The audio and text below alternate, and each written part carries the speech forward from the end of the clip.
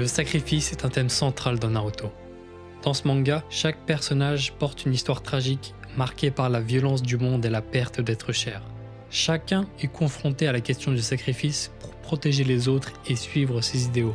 Mais pourquoi le sacrifice est-il aussi présent dans cette œuvre? En explorant cette thématique, nous verrons comment Naruto puise dans des valeurs profondément ancrées dans la culture japonaise où l'honneur et le devoir envers les siens occupent une place fondamentale.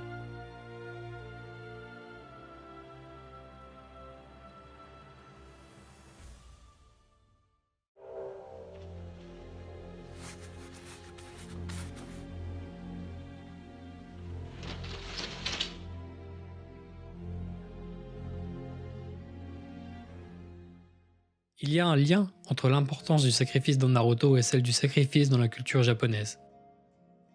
Le manga, à travers ses personnages et leur parcours, puise dans des thèmes culturels profondément enracinés au Japon, comme l'honneur, le devoir envers la communauté et le sacrifice personnel pour le bien commun. Dans Naruto, les personnages sont souvent confrontés à des choix difficiles qui exigent des sacrifices personnels importants pour protéger leurs proches et leur village. Le motif du sacrifice a une résonance particulière dans la société japonaise où l'histoire et la société valorisent depuis longtemps les actes d'abnégation pour le bien de la communauté.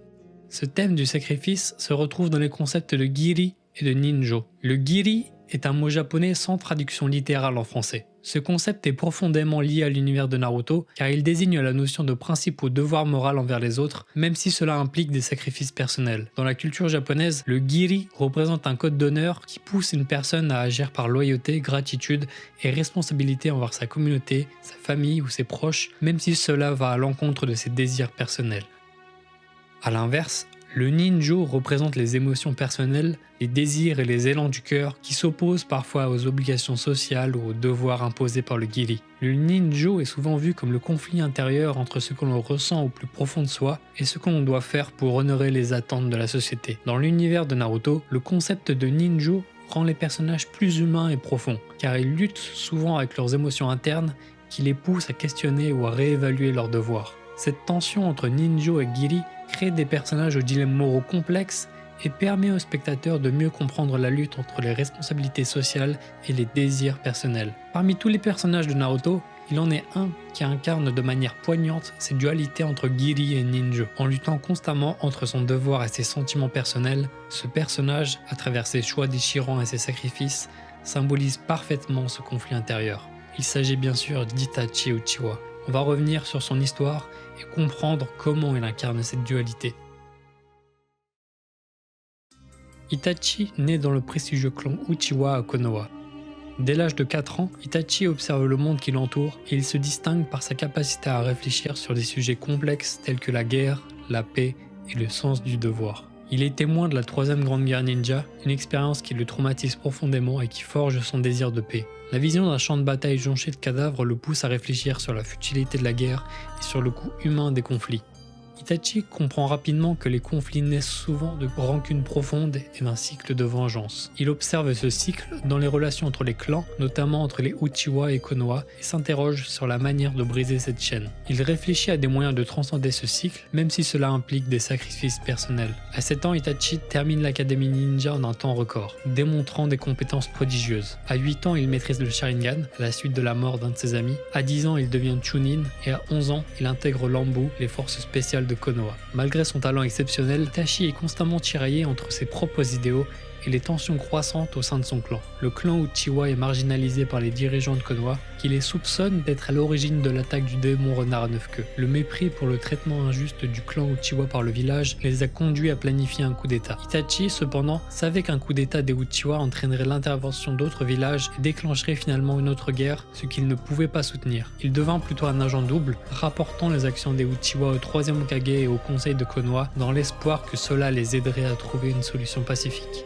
Itachi partagea le fardeau de la trahison de son clan avec Shisui, mais au fil du temps, il devint de plus en plus clair que la paix ne pouvait être obtenue. Depuis longtemps, Itachi se demande si un ninja doit renoncer à ses émotions pour accomplir son devoir. Il comprend que le rôle d'un ninja implique souvent des décisions difficiles, voire inhumaines. Il rêve d'un monde où les conflits n'existeraient plus, mais il est conscient que la paix est un idéal difficile à atteindre. Il se demande si la paix durable est possible et à quel prix elle peut être obtenue. Shisui souhaite empêcher le coup d'état en utilisant une technique de manipulation mentale, le Kotoa Matsukami. Cependant, Shisui est ciblé par Danzo qui lui prend un de ses yeux pour éviter qu'il n'interfère. Pour éviter de perdre son autre œil, Shisui le confie à Itachi avant de se jeter dans la rivière Naka. Ce sacrifice brise Itachi qui voit la paix s'éloigner.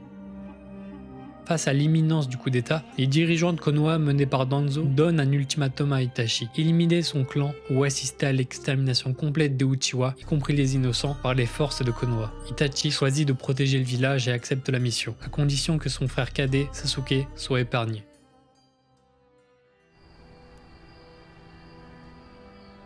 C'est par une nuit de pleine lune qu'Itachi et Obito assassinèrent le clan Uchiwa.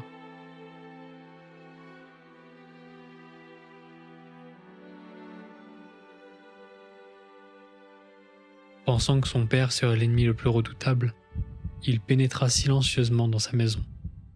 Il vit que ses parents l'attendaient et s'était résigné, préférant la mort que de combattre leur propre fils. Avant de rendre leur dernier souffle, ils confièrent à Itachi qu'ils respectaient sa décision.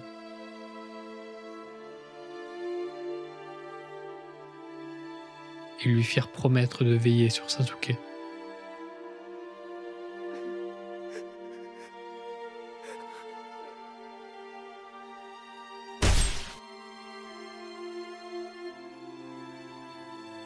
Même s'il a permis d'éviter la guerre civile à Konoha, Itachi serait désormais considéré comme le ninja renégat qui a massacré son clan.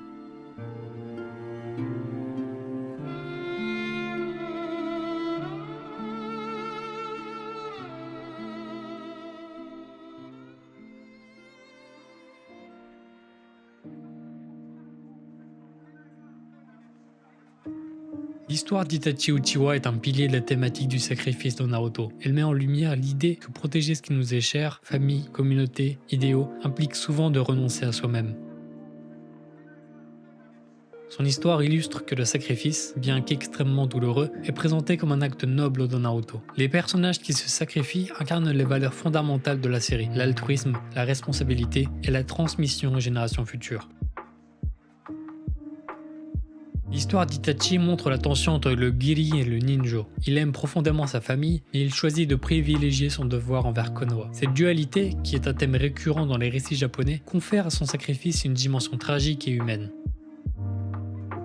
La culture japonaise valorise également l'importance de la communauté sur l'individu. Le sacrifice de soi pour le bien du groupe est souvent perçu comme un acte honorable. Itachi, en éliminant son propre clan pour préserver la paix à Konoha, s'inscrit dans cette logique. Il met l'intérêt du village au-dessus de sa propre existence, un principe qui résonne avec les valeurs de solidarité et de responsabilité sociale présentes dans la culture japonaise.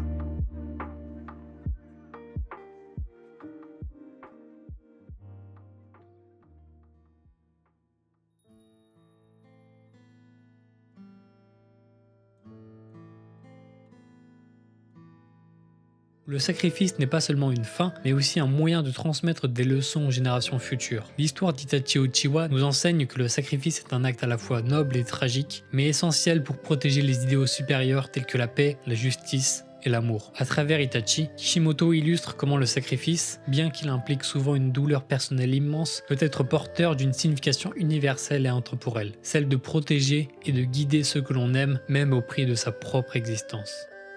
À travers son histoire, il incarne la dualité entre Giri et Ninjo, symbolisant les sacrifices extrêmes que l'on peut faire au nom de valeurs qui dépassent l'individu.